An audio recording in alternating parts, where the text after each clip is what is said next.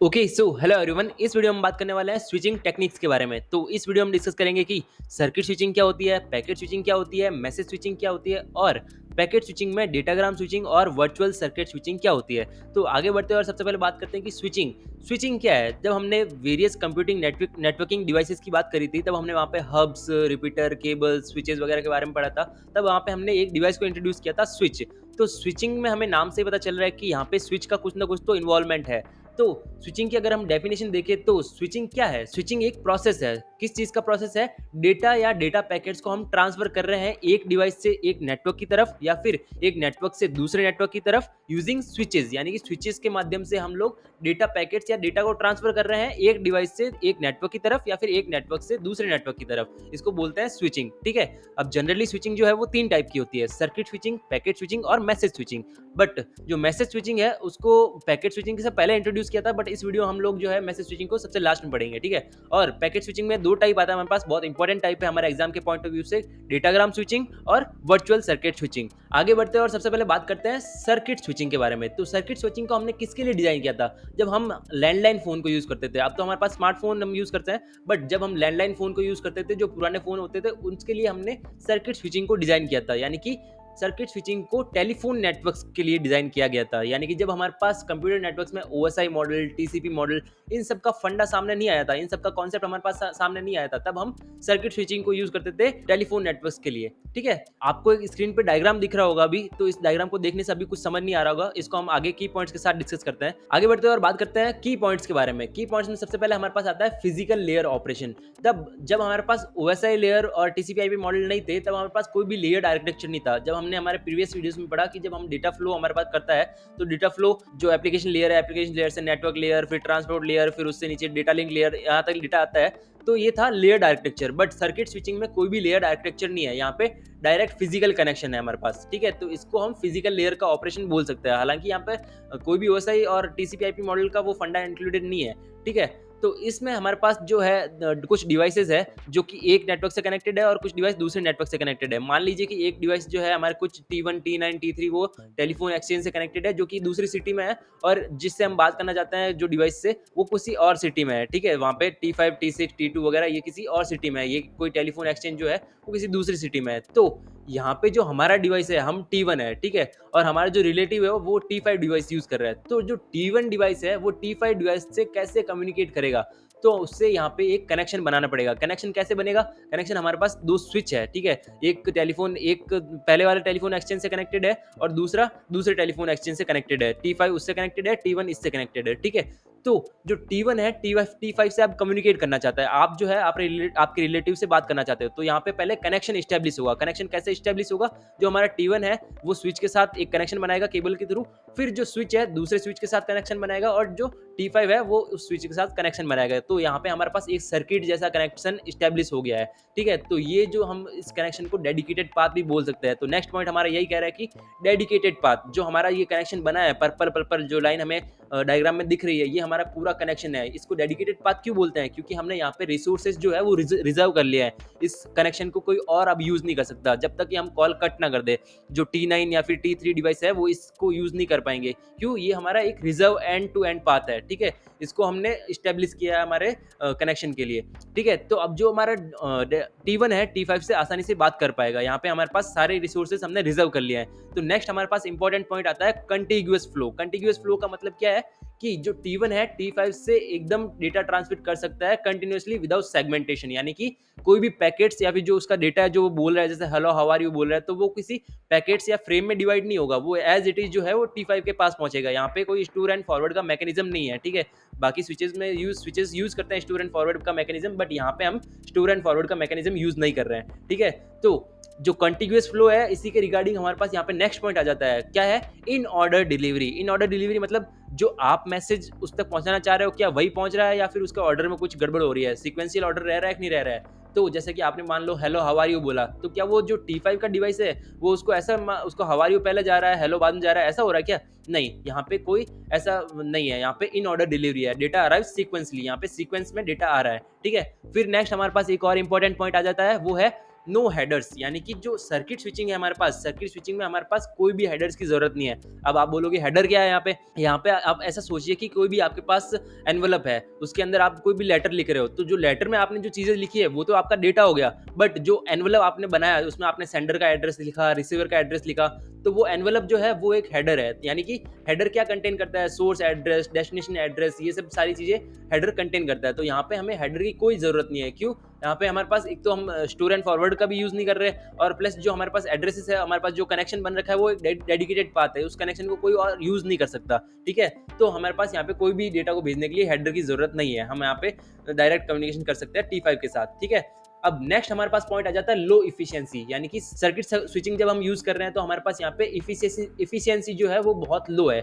क्यों लो है? क्योंकि हम यहाँ पे सारे के सारे जो रिसोर्सेस है उनको हम रिजर्व कर रहे हैं, जो हमारे बैंडविड्थ है, जो हमारा बफर है, उन सबको हमने रिजर्व कर लिया। कोई भी और डिवाइस जैसे T9 को अब कम्युनिकेशन करना है तो T9 को यहाँ पे वेट करना पड़ेगा जब तक हमारे पास कॉल एंड नहीं हो जाता। ठीक है, तो इसलिए यहाँ पे हमारे पास इफिशियंसी लो है। ठीक है, क्योंकि हमने सारे जो रिसोर्सेस है वो रिजर्व कर लिए हैं। फिर हमारे पास आता है नेक्स्ट पॉइंट, लेस डिले। यहाँ पे डिले बहुत ही कम है। क्यों? क्योंकि हम यहाँ पे स्टोर एंड फॉरवर्ड का कोई भी मेथड यूज नहीं कर रहे हैं, हालांकि स्विच के अंदर ये मैकेनिज्म अवेलेबल है पर हम यूज नहीं कर रहे हैं उसको, इसलिए हमारा जो है कम्युनिकेशन एकदम डायरेक्ट फास्ट है, इससे हमारे पास डिले जो है वो बहुत ही कम हो जाएगा। ठीक है, नेक्स्ट हमारे पास पॉइंट आ जाता है न्यूमेरिकल क्वेश्चन को सॉल्व करने के लिए। तो हमारे पास यहाँ पे टोटल टाइम को कैलकुलेट करने के लिए क्या फॉर्मूला होता है, setup time plus transmission time plus propagation delay plus tear down time. अब आप बोलोगे यार इतने सारे टर्म्स यूज कर लिए, ये सब होती क्या है? तो सबसे पहले तो जो सेटअप टाइम होता है कनेक्शन को स्टैब्लिश होने में, वो आपको कैलकुलेट करने के लिए क्वेश्चन में गिवन होगा, वो आपको ऐसे कैलकुलेट करने की नीड नहीं है, मतलब कैलकुलेट नहीं कर सकते वैसे, उसको ऑब्वियस सी बात है, उसको हम क्वेश्चन में हमारे पास गिवन होगा। फिर बात करें अगर हम ट्रांसमिशन टाइम के बारे में, तो ट्रांसमिशन टाइम क्या है, the duration it takes to send data from sender to receiver, यानी जो नेटवर्क है हमारा उसमें सेंडर से रिसीवर तक डेटा जो ड्यूरेशन लग रही है हमारी डेटा भेजने की, वो ट्रांसमिशन टाइम है। फिर बात करें अगर हम प्रोपगेशन डिले क्या है हमारे पास, the time it takes for a signal to travel from one point to another, यानी कि जो प्रोपगेशन डिले क्या हो गया, हमारे पास जो सिग्नल है वो एक पॉइंट से दूसरे पॉइंट तक जाने के लिए कितना टाइम ले रहा है, उसको प्रोपगेशन डिले बोलेंगे। फिर टीयर डाउन टाइम में क्या आता है, टीयर डाउन टाइम में हमारे पास आता है कि हमने जो रिसोर्सेज वो लिए हैं, जब हमने कॉल कट किया तो वो रिसोर्सेज कितने टाइम में फ्री हो रहे हैं, उसको बोलते हैं टीयर डाउन टाइम। तो ऐसे हम टोटल टाइम को कैलकुलेट कर सकते हैं, setup time plus transmission time plus propagation delay plus tear down time, ये सर्किट स्विचिंग का टोटल टाइम कैलकुलेट करने का फॉर्मूला हो गया। नेक्स्ट अगर हम बात करें तो हमारे पास आ जाती है पैकेट स्विचिंग। पैकेट स्विचिंग क्या है, नाम से ही पता चल रहा है कि जो हमारा जो डेटा है उसको हम पैकेट्स में डिवाइड करेंगे, यानी कि जो सर्किट स्विचिंग में हमारे पास कंटिन्यूअस फ्लो था, हम पूरा एकदम कोई भी पैकेट्स में डिवाइड नहीं कर रहे थे उसको, हम पैकेट स्विचिंग में यहाँ पे पैकेट्स में डिवाइड करेंगे हमारे डेटा को। जैसे कि आपका हाउ आर यू जैसे मैसेज है तो हाउ हो गया P1 पैकेट, और आर हो गया P2 पैकेट, और यू हो गया P3 पैकेट, ऐसे हम मान सकते हैं इसको। ठीक है, तो पैकेट स्विचिंग का मतलब है डेटा डिवाइडेड इनटू पैकेट्स। अब हमने पढ़ा कि सर्किट स्विचिंग जो फिजिकल लेयर का ऑपरेशन था, जो पैकेट स्विचिंग है वो किसका ऑपरेशन है, वो नेटवर्क लेयर और डेटा लिंक लेयर दोनों का ऑपरेशन है। कैसे? जो डेटा लिंक लेयर है वो डेटाग्राम स्विचिंग में, और जो नेटवर्क लेयर है वो वर्चुअल सर्किट स्विचिंग में काम आती है, जो कि ये दोनों पैकेट स्विचिंग के ही टाइप होते हैं। ठीक है, अब नेक्स्ट पॉइंट की अगर हम बात करें तो स्टोर एंड फॉरवर्ड मैकेनिज्म, यानी कि ये जो स्विचिंग है यहाँ पे जो स्विचेस सारे हैं वो स्टोर एंड फॉरवर्ड का यूज करेंगे। ठीक है, अब इस डायग्राम को हम अच्छे से समझ लेते हैं कि हमारे पास कोई भी सेंडर ए है, वो रिसीवर बी को कुछ मैसेज भेजना चाहता है। ठीक है, तो वो मैसेज पहले तो पैकेट्स में डिवाइड किया हमने, P1 P2 P3, हमारे पास कुछ पैकेट्स है। फिर ए सेंडर से वो गए S1 स्विच के पास। ठीक है, तो S1 स्विच के पास जैसे ही वो पैकेट्स गए, S1 ने अपने पास स्टोर कर लिए। ठीक है, और फिर उनको प्रोसेस किया और जो पैकेट्स थे उनको आगे फॉरवर्ड कर दिया, उसके हिसाब से प्रोसेस करके अपने अंदर स्टोर करके फिर फॉरवर्ड कर दिया उनको। ठीक है, तो जो P1 पैकेट था वो S3 के पास चला गया, और P2 और P3 जो है वो S2 के पास चला गया। फिर S2 ने भी वो सेम काम किया, और S2 ने भी जो P2 को पैकेट है वो S4 के पास भेज दिया, और P3 को S5 के पास भेज दिया। तो ऐसे करते करते हमारा पैकेट जो है वो रिसीवर के पास पहुंच चुके हैं। तो रिसीवर के पास पहुंचते ही पैकेट जो है वो ऑर्डर में नहीं पहुंचे हमारे पास, जो हम इसके की पॉइंट्स में डिस्कस करेंगे। ठीक है, सबसे पहले तो हमारे पास यहाँ पे अगर की पॉइंट्स की बात करें तो सबसे पहले आ जाता है हायर इफिशियंसी। हम यहाँ पे कोई भी जो है रिसोर्सेज उनको रिजर्व नहीं कर रहे हैं, यहाँ पे डायनेमिक रिसोर्स शेयरिंग है, यानी कि जब हमारे पास जरूरत होगी तब हमें रिसोर्स अलॉट हो जाएंगे। अगर मान लो कि यहाँ पे एक ही जगह कोई और डिवाइस भी सेंड करना चाहता है, अगर यहाँ पे एक कोई सेंड नहीं कर रहा है मैसेज अपना, तो वो डिवाइस भी अपना मैसेज सेंड कर सकता है। यहाँ पे कोई भी रिसोर्स को जो हमने रिजर्व नहीं किया है। ठीक है, तो यहाँ पे हायर इफिशियंसी, यहाँ पे इफिशियंसी बढ़ गई है, यहाँ पे हमने कोई भी रिजर्वेशन का फंडा यूज नहीं किया है, जहाँ की सर्किट स्विचिंग में हमारे पास क्या था, हम वहाँ पे रिजर्व कर रहे थे रिसोर्सेज को। ठीक है, हायर डिले क्यों है यहाँ पे? हायर डिले इसलिए है क्योंकि यहाँ पे जो हमारे स्विचेस है वो स्टोर एंड फॉरवर्ड मैकेनिज्म का यूज कर रहे हैं। यहाँ पे हर एक स्विच हर एक पैकेट को स्टोर करेगा, फिर प्रोसेस करके फिर फॉरवर्ड करेगा। तो इसलिए यहाँ पे डिले जो है वो हायर हो जाएगा, यहाँ पे टाइम बहुत ज़्यादा लगेगा रिसीवर को अपना मैसेज रिसीव करने के लिए। फिर हमारे पास नेक्स्ट पॉइंट आता है पाइपलाइनिंग। पाइपलाइनिंग क्या है? A can send package to S1 while S1 is forwarding, यानी कि जो ए हमारा मैसेज सेंड कर रहा है S1 की तरफ, ठीक है, और S1 S3 की तरफ पैकेट फॉरवर्ड कर रहा है, तब भी जो ए है वो S1 को मैसेज भेज सकता है। ये क्या हो गया? ये फंडा हो गया, पाइपलाइनिंग बोलते हैं इसको। पैरेलल ट्रांसमिशन, यानी कि पैरेलल ट्रांसमिट कर सकते हैं हम डेटा को। जैसे S1 S3 को P1 भेज रहा है, उसमें उसी के साथ साथ जो साइमल्टेनियसली ए हमारा है वो P2 पैकेट को S1 के साथ भेज सकता है। यहाँ पे ये पैरेलल ट्रांसमिशन हो सकता है। तो इसका पाइपलाइन का फंडा पैकेट स्विचिंग में हमारे पास सामने आता है। फिर अगर बात करें इसके फॉर्मूला की, टोटल टाइम कैसे हम कैलकुलेट करेंगे? Transmission time into number of switches plus propagation delay. यहाँ पे नंबर ऑफ स्विचेस को हमने मल्टीप्लाई क्यों किया है? क्योंकि सारे डिवाइस से होके जा रहे हैं ना पैकेट्स, इसलिए हमने नंबर ऑफ स्विचेस को मल्टीप्लाई कर दिया। तो ये हमारा फॉर्मूला हो गया टोटल टाइम कैलकुलेट करने का पैकेट स्विचिंग के अंदर। फिर अगर हम बात करें तो हमारे पास बहुत ही इंपॉर्टेंट चीजें सामने आ जाती है, types of packet switching. Types क्या क्या है? टाइप्स है डेटाग्राम सर्विस और वर्चुअल सर्किट स्विचिंग। हमारे पास जो डेटाग्राम स्विचिंग है वो कनेक्शन लेस है, और वर्चुअल सर्किट स्विचिंग जो है वो कनेक्शन ओरिएंटेड है। यानी कि वर्चुअल सर्किट स्विचिंग नाम से पता चल रहा है कि यहाँ पे जो 50% जो है पैकेट स्विचिंग यूज होगी और 50% जो है सर्किट स्विचिंग यूज होगी। तो अगर हम सबसे पहले अगर डायग्राम को समझने की ट्राई करें, तो जो हमारा सेंडर ए है वो डेटाग्राम स्विचिंग के माध्यम से रिसीवर बी को कुछ पैकेट्स भेज रहा है। तो वो जैसा हमने पैकेट स्विचिंग में देखा वैसा ही इसमें एज इट इज सेम हो रहा है, ठीक है। यहाँ पे कुछ पैकेट्स है वो S1 जो है उसमें कुछ आगे फॉरवर्ड कर रहा है, फिर S2 S3 ये सारे लोड कर रहा है अपना, ठीक है। फिर जब हम वर्चुअल सर्किट स्विचिंग की बात कर रहे हैं, तब हमने क्या किया? हमने एक पैकेट लिया P1, ठीक है, P1 को हमने सेंड किया S1 के माध्यम से आगे सेंड किया। तो S1 ने क्या किया? S1 ने S5 को सेंड कर दिया, फिर S5 ने S4 को सेंड कर दिया, ठीक है। तो यहाँ पे क्या हुआ? यहाँ पे P1 को हम बोलेंगे ग्लोबल पैकेट, ठीक है। तो वो ग्लोबल पैकेट जैसे जैसे सेंड होता गया, उसने वो सारे रिसोर्सेज जो है वो रिजर्व कर लिए। यानी कि जो हमारा डेटा है वो पैकेट्स में सेंड हो रहा है, पैकेट स्विचिंग हमारे पास यूज हो रही है, बट यहाँ पे सर्किट स्विचिंग क्या यूज हो रही है? हमने वो पाथ ही रिजर्व कर लिया और कोई वो पाथ यूज नहीं कर सकता। फिर क्या हुआ? जब हमने P1 पैकेट को भेजा बी रिसीवर के तक, तो वो पाथ रिजर्व हो गया, फिर हम कितना भी मैसेज जो है P1 P2 ये सब हम शेयर कर सकते हैं। तो ये हो गया virtual circuit switching. We reserve resources like switch bandwidth, यहाँ पे पर स्विच और बैंडविड्थ जो हमने रिजर्व कर ली। तो ये क्या हो गया? ये हो गया वर्चुअल सर्किट स्विचिंग। ये कनेक्शन ओरिएंटेड हो गया हमारे पास, ठीक है। यहाँ पे हमारे पास डेटाग्राम और वर्चुअल सर्किट, इनके डिफरेंसेस के बारे में बात करें तो सबसे पहले कनेक्शन क्या हो गया?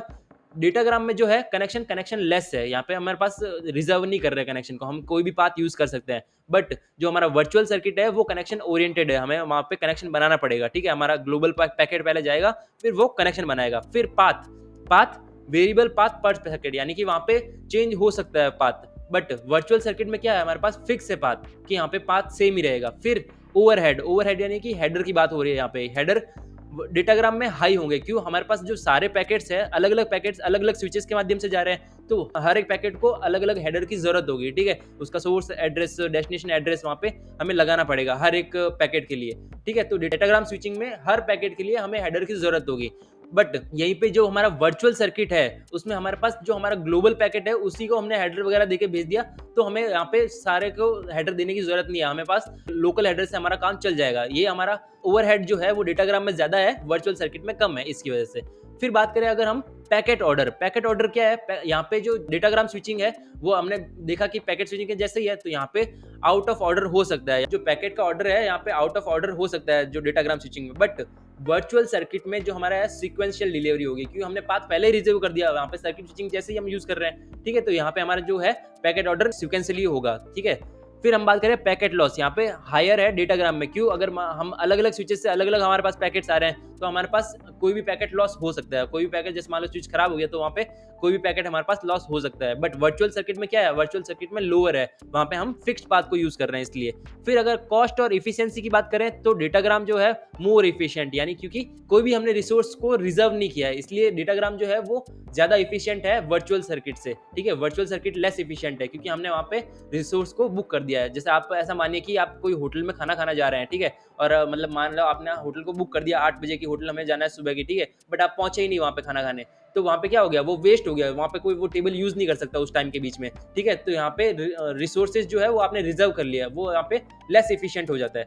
फिर अगर हम बात करें डिले की, तो डिले जो है डेटाग्राम में हाई है, क्यों? क्योंकि यहाँ पे हर स्विच से होके जा रहा है, यहाँ पे कोई भी पाथ फिक्स नहीं है हमारे पास, ठीक है? बट वर्चुअल सर्किट में क्या है, वर्चुअल सर्किट में हमारे पास पाथ भी फिक्स है और जो हमने रिसोर्सेज़ है वो भी रिज़र्व कर चुके हैं। और अगर हम लास्ट बात करें कि इनका यूज़ कहाँ पे करते हैं हम, डेटाग्राम का यूज़ कहाँ पे करते हैं, वर्चुअल का यूज़ कहाँ पे करते हैं? तो डेटाग्राम का यूज़ करते हैं हम इंटरनेट में, जो हम आईपी नेटवर्क्स जो आज के ज़माने में हम इंटरनेट यूज़ कर रहे हैं, उसमें हम डेटाग्राम स्विचिंग का ही यूज़ कर रहे हैं, ठीक है?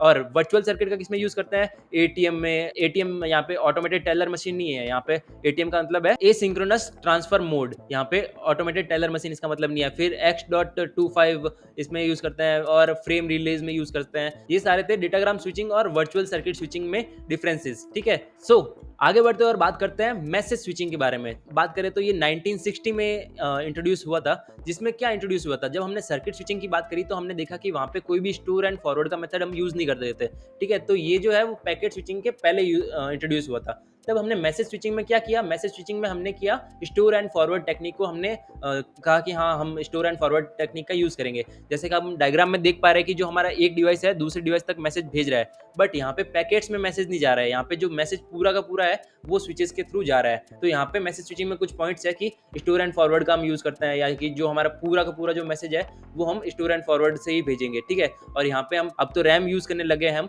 बट पहले क्या होता था, पहले हम हार्ड डिस्क का यूज़ करते थे, ठीक है? तो हार्ड डिस्क में मैसेज सेव करना, तो यहाँ पे क्या हो गया, डिले बहुत ज़्यादा हो जाता था, हाई डिले होगा मैसेज स्विचिंग के अंदर। तो हार्ड डिस्क में सेव करना ऑब्वियस सी बात है, हार्ड डिस्क स्लो होती है, तो यहाँ पे पहले स्टोर करो फिर फॉरवर्ड करो, तो यहाँ पे मैसेज जो है उसमें टाइम लग जाएगा, तो हमारे पास हाई डिले हो जाएगा। फिर यहाँ पे जो हमने सर्किट स्विचिंग में जो रिसोर्सेज जो है वो रिजर्व कर रहे थे, वो भी हमने नहीं किया कि हम यहाँ पे इफिशियंसी को मेंटेन करने के लिए यहाँ पे हम जो है रिसोर्सेज को रिजर्व नहीं करेंगे। फिर suitable for non real time data, या फिर मतलब ईमेल्स के वगैरह के लिए ये सूटेबल थी मैसेज स्विचिंग जो थी। नेक्स्ट पॉइंट हमारे पास है evolve into packet switching for parallelism, यानी कि जो मैसेज स्विचिंग है, जब हमने पाइपलाइनिंग का कॉन्सेप्ट यूज किया था पैकेट स्विचिंग के अंदर, वो मैसेज स्विचिंग ही इवॉल्व हुई है। यानी कि स्टोर एंड फॉरवर्ड तो था ही, बट हमने वहाँ पे क्या किया, वहाँ पे पैकेट्स में डिवाइड करना शुरू कर दिया पैकेट स्विचिंग में, और पाइपलाइनिंग का मेथड यानी कि साइमल्टेनियस हम मैसेज भेज सकते हैं। तो ये जो मैसेज स्विचिंग है वही आगे जाके पैकेट स्विचिंग में कन्वर्ट हो गई थी। तो ये सब कुछ था मैसेज स्विचिंग के बारे में। तो इस वीडियो के लिए बस इतना ही, मिलते हैं हम आपको नेक्स्ट वीडियो में, तब तक के लिए बाय बाय।